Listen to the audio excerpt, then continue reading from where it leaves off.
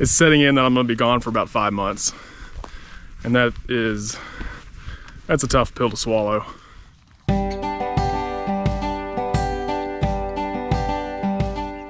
So this is the Appalachian Trail, or at least it's a story of the Appalachian Trail. And for Dad and myself, it's a journey almost 20 years in the making. If you're like me, I'm willing to bet there's a time in your life where you didn't know about it either. That a trail could exist spanning 2,200 miles from the mountains of North Georgia all the way up to the middle of Maine.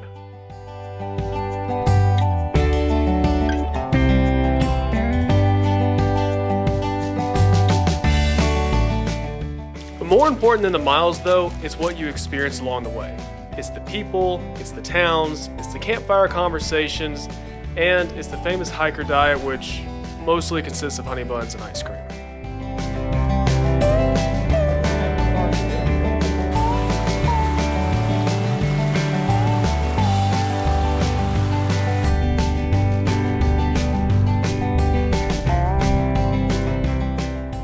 At times, the trail would be challenging and unforgiving. And in those days and in those moments, Dad and I often leaned on the camaraderie we formed with other hikers. And the best gift a hiker could receive is trail magic, where perfect strangers would come out to the woods and feed us while we're on trail. Right now, it's March in Georgia, and as far as Dad and I are concerned, we're right at home. The bulk of our camping over the years has been done here in the southern Appalachians. Tennessee, North Carolina, Georgia, while these states have been our playground over the years, I'm skeptical about feeling confident right here now because everything north of Virginia is unknown and unhiked territory to us. We've given ourselves 5 months to complete the entire trail, and I hope that's enough time because back at home I have a fiance who's anxiously waiting for us to finish before our wedding in August.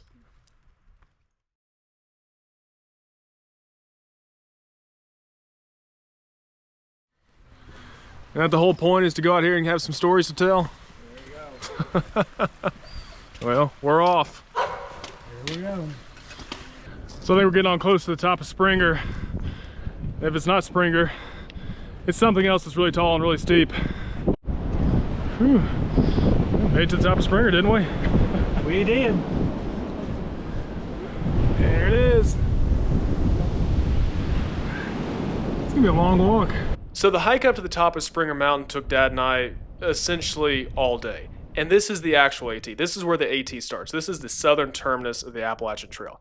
The 8 miles before this is simply the approach trail coming from Amicalola.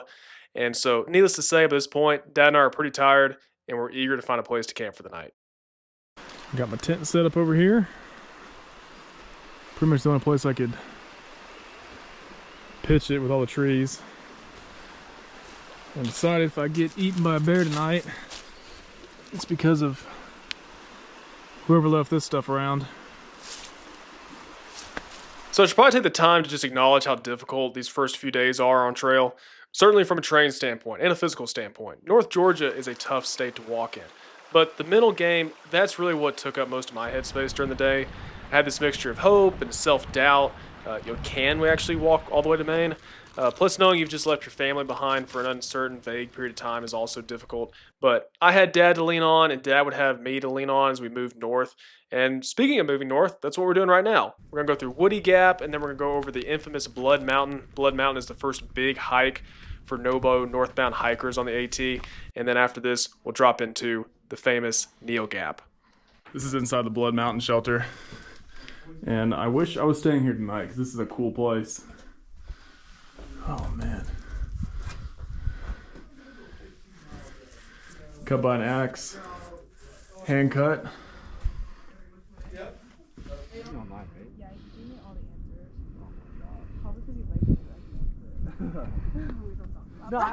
Made it to Neal Gap. Let's check it out. First big milestone of the whole trip, isn't it?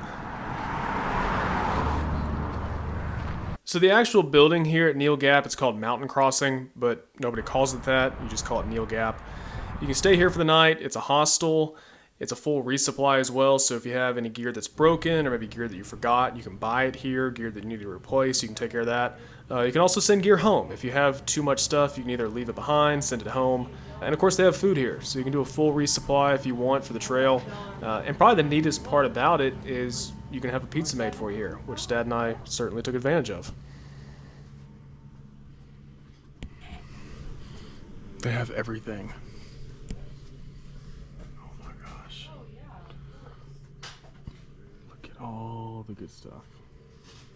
Where's that man ready to tear into it? They really get upset. Pardon me? You ready to tear into it? Yes, I am. I I absolutely am. I've been looking forward. Golly, it looks so good. Well, good morning. So we had a wonderful campsite last night, just a little ways beyond Neal Gap, and today we're trying to make our way over to the Blue Mountain Shelter. I think it's about 15 miles away. There's some rain coming in tonight, allegedly, so we're gonna try to be in the shelter for that. And then here in a couple days, we're gonna do our first official town stop at Hiwassee, so we get to practice our hitchhiking for the first time. So we'll get on up here. I think we're gonna do lunch in a little bit, and I will share the shelter when we get to it. This may come as a surprise to some people, but one of the things that makes the AT really special is the shelters along the trail. The shelters, they're simply just three-sided little structures, usually with an overhanging roof and a picnic table up under them. You can cook on them, sit around, mingle with other hikers. And some hikers love the shelters, stay in them every night. Other hikers, they tend to despise them and try to stay away from them. And I can talk more as to why that is when Dad and I get up into Virginia. I think I have a better example up there. But even if you're not really keen on staying in a shelter, you can't deny the shelters do have amenities such as, a spring nearby or a creek, a privy that you can use. So even if you're not staying in the shelter because you don't want to, sleep with a bunch of other stinky hikers, you can camp around the shelter, and that works as well.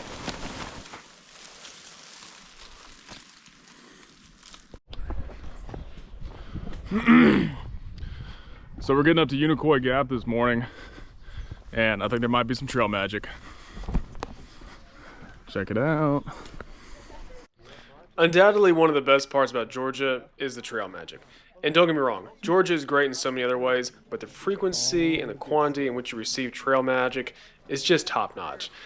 This is a group out of South Georgia. It's the Emmanuel Baptist Church. They came up on the spring break to fix Thru-Hikers burgers, ate tons there, and then just a few hours later on the same day, a former PCT Thru-Hiker, the guy in the green jacket here, he came out and grilled for us. He had deli meats, he had cheeses, he had all the beverages, and this just means so much to the Thru-Hikers early on in the trip. And I think the people who do the trail magic, they want to do it down in Georgia because there's so many hikers still on trail at this point. About 50% of all hikers will drop out before the Georgia-North Carolina state line, only 80 miles in. And so the bulk of the people who do come out to do trail magic, they want to see hikers, and so they come in Georgia. Good. So it benefits everybody. Saturday morning, everybody. Yesterday we went into Hiwassee and had lunch at the grocery store, resupplied. And today we're gonna walk up to the Georgia-North Carolina state line and then camp just a little ways past it. Beautiful day. I think tomorrow's supposed to be a beautiful day, and here in 2 or 3 days we're gonna get to Franklin, North Carolina, where we're gonna stay at our first hostel and pick up our first hiker box for the trip. So fun things to come and lots of walking ahead. Dad and I took 7 days to get up to the North Carolina state line. And over the course of those 7 days, we traveled 78 miles on the AT, plus an additional 8 miles in the approach trail coming up from Amicalola State Falls to the top of Springer Mountain. So let's call it 85 or 86 miles all told in Georgia. And when you get to the North Carolina state line, you're greeted with this very simple, ubiquitous wooden plaque simply noting the North Carolina-Georgia state line. And it's a very coveted picture amongst the northbound through hikers because only about 50% of those who start down at Amicalola even make it up to the state line.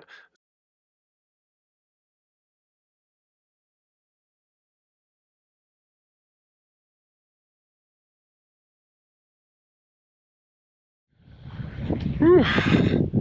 So we got into North Carolina today, and it's pretty much just immediately up from there. And let me show you this view. This is probably the best view we've had so far on the whole trip. This is a good one. Moving on into a new state is an incredible feeling. It's something I would look forward to throughout the duration of the trip. I just loved hiking into a new state. It's such a boost of confidence. It's motivational and it's inspirational. I mean, that's stuff Dad and I needed a lot while we we're out there. And this first time crossing from Georgia and North Carolina, met all the expectations. It was the confidence boost that we needed. I did find out, and I thought this was interesting, the Europeans didn't feel the same way. I guess if you're from Europe out hiking the AT, going from state to state just doesn't really mean a whole lot. But for us Americans, for me and Dad, for Dad and I, that was a huge deal. So big boost of confidence going to North Carolina. And we're actually about to get to a fire tower on top of Albert Mountain. So Albert Mountain is significant because it's the 100-mile mark for the AT. So not only have we crossed into North Carolina, but we're hitting that 100-mile mark. Another big boost of confidence. And again, that's just so good for our mental well-being out here on the trip. And we're actually going to leave the fire tower here, and the next day we're going to be going into Franklin, North Carolina, where we're going to do our first town stop. I wish we'd stopped sooner, somewhere down in Georgia, maybe Hiwassee for a night. But Dad and I were kind of gunning for miles early on in the trip. I think that was just the peer pressure, seeing other hikers walk. We wanted to keep up with people, and that's something we would ultimately stop doing later on in the trip. But it would take us a while to stop trying to keep up with other hikers, if you will. Standing Indian campground right outside Franklin. Cold and wet morning here. Yes, it is. In North Carolina. We're going into town today, and we're going to shower and do laundry and get a nice hot meal. So I really don't care that it's raining right now. It's kind of interesting. I'm going to drop the little medallion.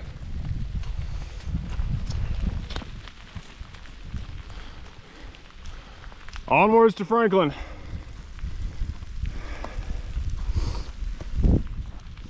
So we're almost down to the next highway, and there is a shuttle that shuttles you to and from the trail from Franklin, but we're about an hour early, so we're gonna try our hand at hitchhiking this morning. See how that goes. Ready to get you a hitch? Yeah, I am. I just want to reach in here and get me a couple of something to eat.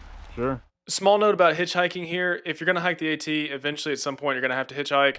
Dad and I found it to be pretty easy, and the people who pick you up, they're typically either A, former Thru-Hikers, or B, they're just people that live near the trail, and they're typically great people. Dad and I never had any issues hitchhiking ourselves. So now, let me show you Franklin, North Carolina.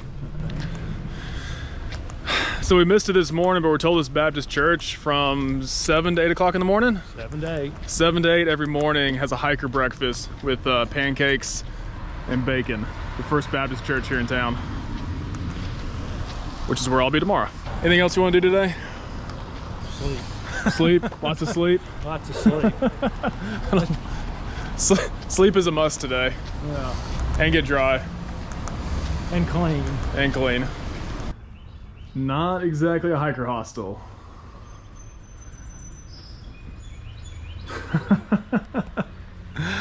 This place is way too nice for us, but I love it. So while on trail, we stayed in a multitude of different places, some certainly nicer than others. There is a hostel, a hiker hostel here in Franklin, North Carolina, but because we're still so early on in the trip, only 100 miles in, there's tons of hikers out. So the hiker hostel is booked up, and we were left with getting this very nice B&B, a nice bed and breakfast the next morning. And to be quite frank about it, it was a little bit too nice for us. One of the nicest places we stayed on the trip, but loved it. Loved Franklin, North Carolina. There's an excellent outdoor store there. It's called Outdoor 76. You can see Dad here signing the class of 2025 Thru-Hikers, just putting his trail name down. And we ate tons of food. Just had a blast in Franklin, North Carolina. So this is the place we stayed last night. It's called the Franklin Terrace. Let me actually turn it around here. It's a B&B here in Franklin, and had free laundry service last night, hot shower, awesome breakfast this morning, and the guy who runs this place is actually taking me to the post office. I'm not taking this on the trail, but this is some food and a little bit of gear we're sending back home from Franklin, and I was about to walk the 25 minutes to the post office, but he's gonna take me over there instead, so. Good score this morning. That's an hour less walking I have to do on my own. So we didn't stay in the shelter last night, but I want to show you something kind of neat. It's these little things right here. Got a can, maybe an old fuel canister on a string, a little cross member at the bottom. And what these are for is if there's mice in the shelter, you can hang your bag from this cross member, so your bag hangs here. If a mouse comes across the top and tries to get down the rope, it'll hit the top of either the canister or whatever this is, a little piece of plastic, and it can't get under, and then get in your pack. Simple design, it's very effective. Whew. Well, good morning from the Nantahala Outdoor Center. This place is a lot bigger than what we thought. Check that out. Like a whole village down there. I don't know why, but I thought it was just one building that went across, or one building and then a bridge that went across the river. I think we could find some food down there though. I gotta believe we can. Plus a cup of coffee. Plus a cup of coffee. That's today's agenda, is get coffee in this.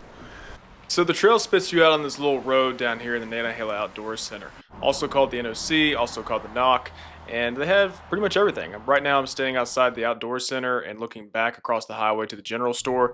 The general store has a lot of nice things, coffee, honey buns, all that good stuff, but here inside the Outdoor Center where I am currently, they have dehydrated meals, packs, gear, socks. You can send hiker boxes here, you can send stuff back home, and it's also the last place you can, actually that's not true, it's the second to last place you can get your Great Smoky Mountains permit. The other last place is actually Fontana Dam. It costs $40, but you have to get it, and then somebody has to print it out for you, because when you go through the Smokies you have to have that hard physical paper copy. So Dad and I did that there. And then we actually walked across the Nantahala, and this is where they have potable water and also restrooms that you can use before you get back on the trail. All told, good place. You can stay here if you want, but Dad and I just used it as a good, 2-hour resting spot before we got back out on trail. We are about to walk up and out of this hole. It's about a 3,000 foot walk up and out of this hole, and we're heading to a shelter that I think is about 14 miles off. So we have a full day to look forward to, and starts by crossing the train tracks.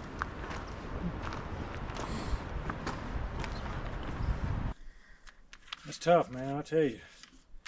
That's about as hard a climbing as I've ever done in my life. I had completely forgotten how terrible the hike up out of the NOC was until I put this video together, but it was awful. Don't let the serene landscape here fool you. Dad and I were wiped when we got to the top. Here we are looking at the map, and because of the hike up, we've gone a little bit slower, and that put us in a bit of a predicament. The shelter that we need to get to is further away than what we think we can hike with the daylight we have left. Here it is late in the day, and we are realizing night hiking is in our very near future. There's no good campsite, at least not that we know of, or a good water site, water source in between us and the next shelter. So this is going to be our first time night hiking. It certainly won't be our last time though on the trail. Here we are, first night hike on the AT. Woohoo! All the poor decisions have led us to this. But we only have a half mile to go. Unless you're a kid, then you got about 10 miles to go all the way to Fontana. Yep, Fontana or bust, baby. Fontana or bust. So here's the consequences of getting late into camp. We are cowboy camping tonight. Here's a piece of advice. Just because it's a 15-mile day doesn't mean you can necessarily do it in the normal time. You need to check that elevation gain. It's a big day today. Today we're getting into Fontana Lake, Fontana Village. We have a hiker box that we sent there. And last night we ended up cowboy camping at a shelter about 10 miles, maybe 11 miles away from Fontana. So we woke up early this morning, and we're gonna try to get the majority of our work done this morning before, essentially we're trying to get our work done this morning so we can get into Fontana Village and take showers and do laundry, all that good stuff, and then have a little bit of a restful, maybe late afternoon and restful evening before we climb up into the Smokies. We already have our Smokies permits, did that back at the Nantahala Outdoor Center, and so we should be good on that front. So for this morning, just walking, and when we get to Fontana, I'll let you see that. So you might notice that I'm walking a little gingerly here, and that's for a reason. My left knee is absolutely killing me. I have a little bit of an overuse injury here, and my left hip is tight, making my left knee tight and in pain. And Dad and I would go through good days and bad days on the AT. Sometimes we'd hurt, and sometimes we'd feel great. And walking into Fontana Village, walking down to Fontana Dam was just one of those days for me. In fact, I really didn't film much in Fontana other than this short little clip of us getting a shuttle ride into the village itself. And Dad and I would take a 0 day here. We'd take a day off before hitting the trail again, and ultimately getting to walk across Fontana Dam, and then ultimately heading up into Smokies. So this is our first real 0 day here. It was good to take some time off, and I wish we'd taken some time off sooner. But nonetheless, Dad and I are about to enter the Smokies as soon as we get on their side of this other side of this dam, and we're very excited about that. It's a bit of a fun fact about this dam that I was told. I need to do some more research on it. This dam was constructed in efforts to build the atomic bombs. One of them was built up in Oak Ridge, Tennessee, and they built this dam here, and the power they generated from it was sent up to Oak Ridge. I don't know, maybe that's 50, 100 miles away, something like that, and helped build that atomic bomb, and subsequently formed the little Tennessee River down there. History's kind of dark, isn't it?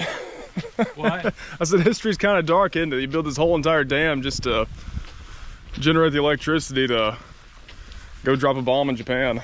Right. Yeah. The Manhattan Project. Yeah. Oh, that looks good. Feels good to be home, doesn't it? Oh yeah.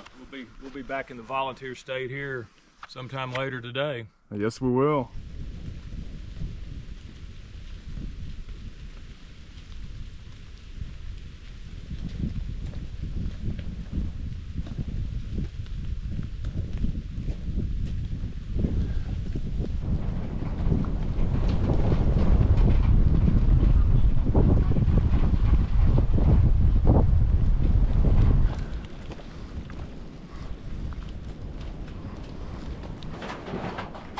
So while going through the Smokies, you have to stay either A, in the shelters or around the shelters.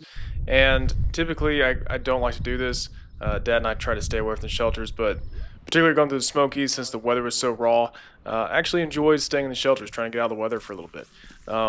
While we were in the North Carolina section before this point, Cleveland's Dome, we had one band of weather. Luckily, once we got here to Cleveland's Dome, we were able to dry out a little bit, enjoy some incredible views. This is such a big moment for me and Dad to get up here, and then also go into Newfound Gap, which I'm going to consider the Tennessee-North Carolina state line just for the sake of this video, to keep everything simple, although it's probably important to note that the state line follows the AT, or the AT follows the state line. So on into Tennessee section now of the Smokies, where we just get ripped with storms for the next couple of days. Yeah, a lot of fun. We'll enjoy this part.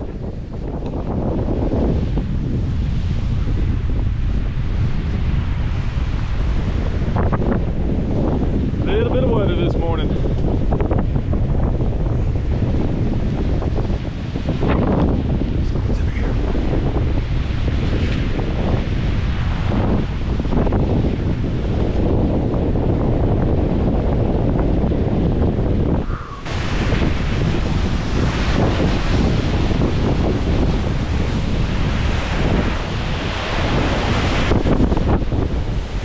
Very windy in the Smoky Mountains here today.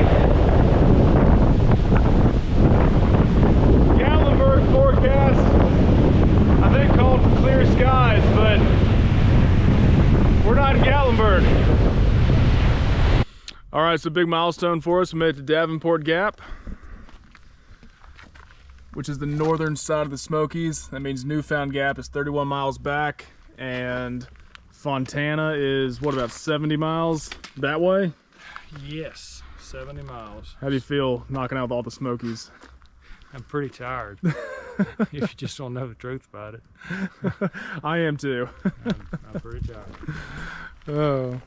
So there's some dispersed camping somewhere down here. We're gonna tuck up in the trees tonight next to a little stream. And the plan tomorrow is get out of the woods, take a couple zeros, and then after that it's on to hot springs for us. So we were just moving right on up the AT. At this point in the trip, Dad and I have completed the Smokies. We are out. And so tomorrow, my fiance and my mom are actually going to come pick us up near I-40, that's Davenport Gap. And we're going to go into Newport. We're going to go into Newport, Tennessee for a couple days. We've got an Airbnb, and we're going to hang out and relax. And that's going to be nice. Now, I do have a little bit of mixed emotions on seeing loved ones while you're on the trail. Those second goodbyes somehow are a little bit tougher than the first goodbyes you did back at Amicalola down in Georgia. But nonetheless, Dad and I are pretty beat up at this point. We're looking forward to getting out of the woods, and we need to get out of the woods because what's coming is all the destruction from Hurricane Helene. We'll be dealing with that for the next few hundred miles. So here's a really good look at some Hurricane Helene damage. Let me show it to you. All this wind just came up, screaming up the mountainside, pushed all that down. Trail comes from down up there, got cut through. And this is what made the trail totally impassable. It's like a lumber yard. Yeah, it's like a lumber yard, just goes all the way down. This is no different, yeah, no difference between this trail and a lumber yard. If they had said this trail was gonna be closed for 2 years, it wouldn't have surprised me. Heck no. Yeah. No, absolutely not. 2 years at a minimum. Right. But they got it open. Yeah. Well, we made it to Irwin this morning, and they are busy repairing from the flood. All the construction workers down here, guys paving. And of course, you can tell this whole entire road, there's a bunch of construction vehicles that just took off that way, but the whole road is, as you can tell, has been underwater in heavy construction. Here's the old bridge across the Nolichucky. I don't know if I can you see it all the way over there? Other side of the bank, right there, is the old bridge. And I guess you used to, at the stop sign, I guess it used to hang right there and go across, but it's totally gone. Yeah, and over there you can see, just to the right of that church, where it tied in. Holy cow, that's a big bridge to take out. So we're gonna go to the hostel, Uncle Johnny's. We dropped a package there, sent a package there, and we're gonna stay at Uncle Johnny's for the night, which I think is just right up here on the corner. And run into town, do some resupplying. I'm gonna try to get up here where the bridge went out and show that to you a little bit better. That's where it started. Check this out. All this.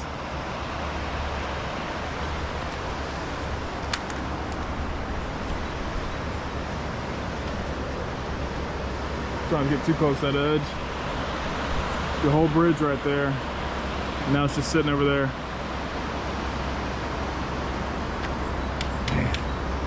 So we're doing our ferry crossing this morning at the Nolichucky at Uncle Johnny's.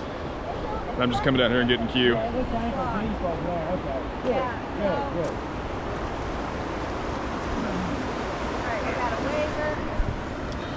We're gonna put Dad in there first. What now? You're gonna go first. I thought it would. It's a good feeling though. All right. There's Pops. So let me show you guys where you're going. Oh, sure. It's a little bit technical until you get down there. The trail is across from that wooden kiosk sign there. So that's what This is wild.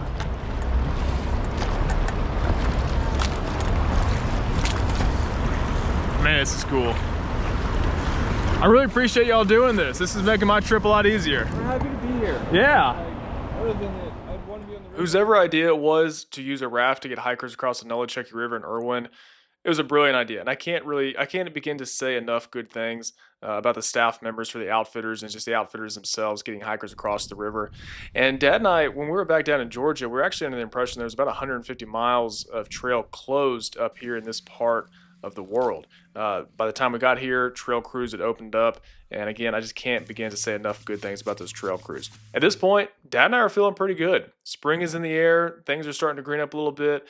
We're keeping food in us, and you know, it's all smiling faces as we head to the Virginia state line. Here we are, a big milestone, Tennessee-Virginia state line. Let me show it to you.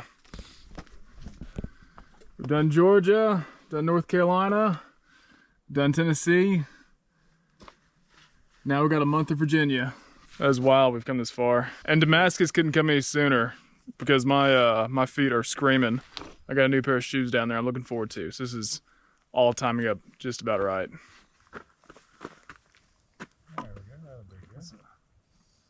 we go.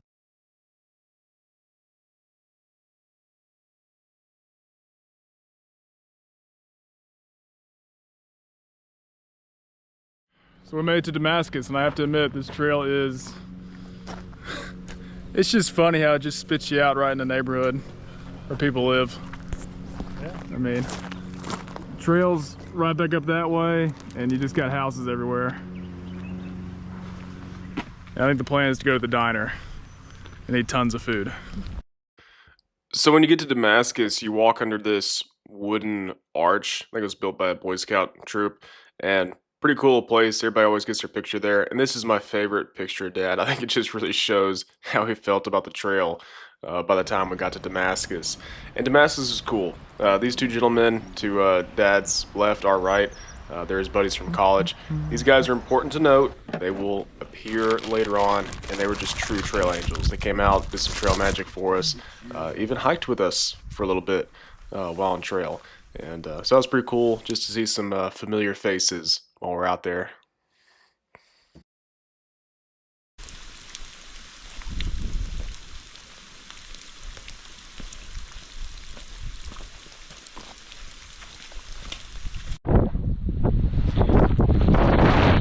This is certainly a beautiful day to leave our nice warm cozy bed in Damascus and hit the AT. Isn't it though? Yeah. I'm just really happy that we're out here experiencing this.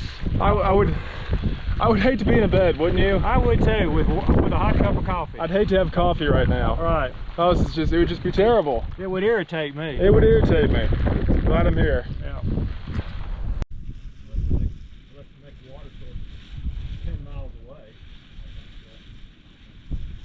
Something I came to learn on the AT is that all the weather's temporary. If it's cold, it's gonna get warm. If it's hot, it's gonna get cool. If it's raining, eventually the sun's gonna come out. And by Virginia, Dad and I, along with other thru-hikers, we were hitting our stride.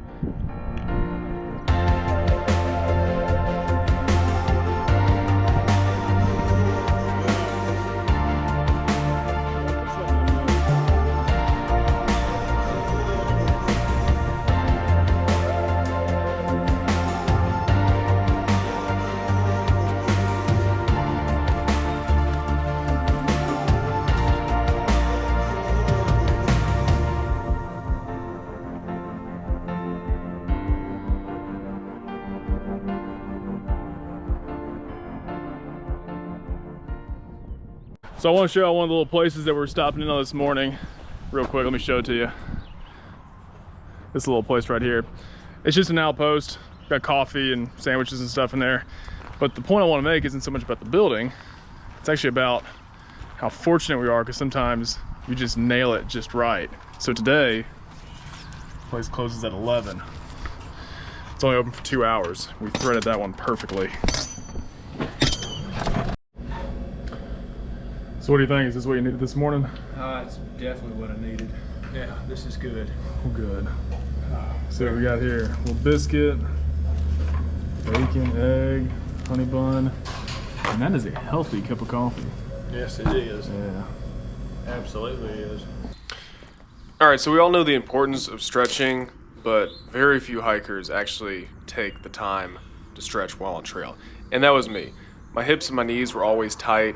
And so I think at some point, probably either before Damascus or around Damascus, I started stretching. And what I'm doing on this picnic table right here, I actually have a cork ball. It's about the size of a baseball, and I bought it in Damascus, and I started using it to roll out my IT band where it meets my hip. Helped out tremendously. I'm gonna document this situation because some situations need to be documented. We are 32 miles away from Pearisburg, Virginia. Dad has a package at the post office. Well, what's the face for? Don't blame this on me. We have decided we're gonna walk all night and all day tomorrow to do 30 miles and get to Pearisburg. So we need an excuse to walk all night. Here it is. Wish us luck. I'll let you know if we make it to Pearisburg.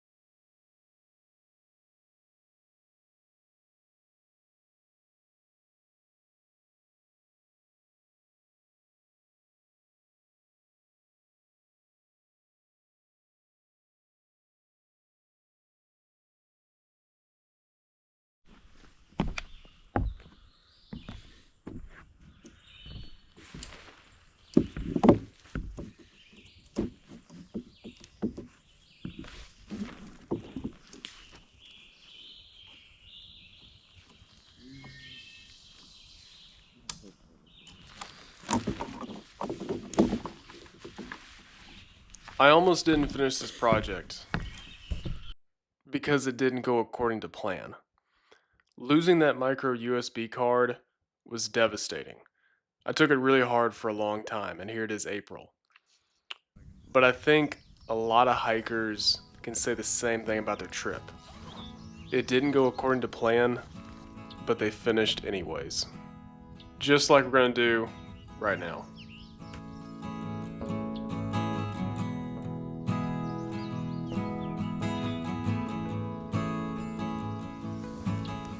Back down in Virginia, springtime came right on cue, and it was beautiful to walk north as everything was changing.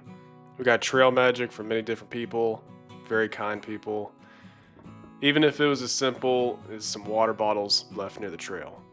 We made friends in Pete and Repeat, and these were people who would later come to our aid up in Maine and do trail magic for us. Incredibly kind. I can't say enough about Pete and Repeat. But back down in Virginia, Dad and I were doing really well. The weather was good. My fiance, my dog, came to see me at one point. And Dad and I were just really getting adapted to the trail. We learned how to hitchhike. We stayed in so many hostels in Virginia. I loved the hostels in Virginia. Unfortunately, disaster would strike and eventually I'd get norovirus. 3 or 4 days later, after kind of taking some time to recover in this nice B&B Dad found, we'd get back on the trail. Made friends. Even rang in mile 900 with hot sauce. That was great. Virginia was a wet state. Stayed wet pretty much the entire way through Shenandoah. And eventually, after, 550 miles, you get to Harper's Ferry, West Virginia. And Dad would get norovirus here. Fortunately, this nice lady at the town's inn really took care of us while we were sick and healing up. And a few days later, up in Pennsylvania, we actually hit the halfway point. And at the halfway point, you can eat a half gallon of ice cream, the half-gallon challenge. Actually made the news for that one. I'm starting to realize the trail is mostly about friends. Dad and I made friends and just walked north. We ate, we walked north, and made friends. Jersey was a lot of fun. Jersey was a lot of fun because it has boardwalks. It's very flat. A lot of people ask what we eat out there. We got away from the dehydrated food and started making it simple. Dad even carried a 2-liter of Dr. Pepper at one point. The New Jersey and New York state line, we rang that one in with Second Breakfast. Second Breakfast was our friend from England that we made out there. And he had been to New York many more times than Dad and I combined. And this is actually me pointing off to the skyline out there in the distance. Best banana split in New York. And Dad and I just ate our way through New York. We actually camped behind a pizza place one night. Any chance we had to get food, we were always about going to get some food. Connecticut and also Massachusetts as well. A little bit of a blur, but enjoyed them nonetheless. I was on my 3rd or 4th pair of shoes there. Very pretty states. You stay away from the big metropolitan areas. Remember Pete from back down in Virginia? She came to see us in Vermont, took us into Manchester for some trail magic. And I think by Vermont, we all kind of realized the trip was coming to an end, so we started taking group pictures. Everybody wanted to do a group shot, and just miss these people dearly. This is actually some of the rare footage I have from this far north. This was I hesitate to call it a shelter. It was more like a private cabin with a, what do you call it? I think if you were on the beach, you would call it a widow's watch. But this is just kind of a lookout on the rooftop of a cabin.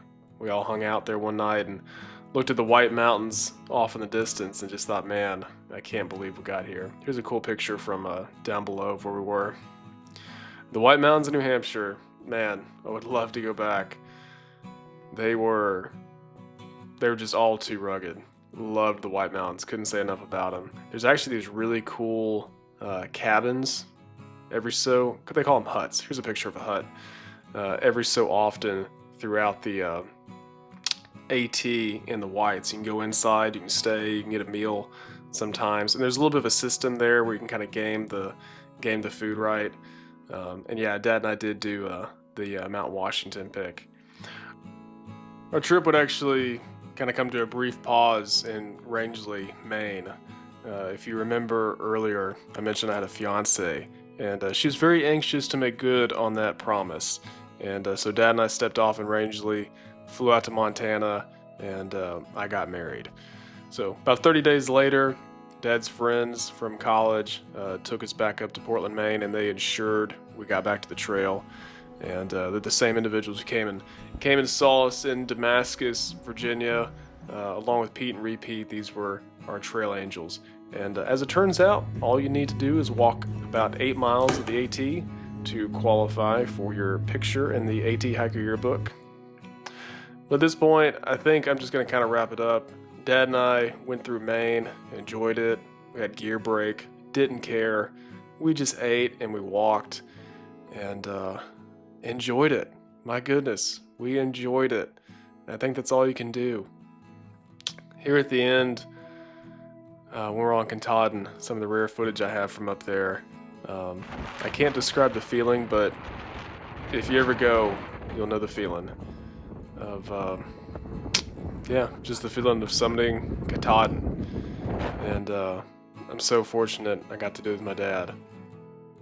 And looking back on it, I think that was the best part.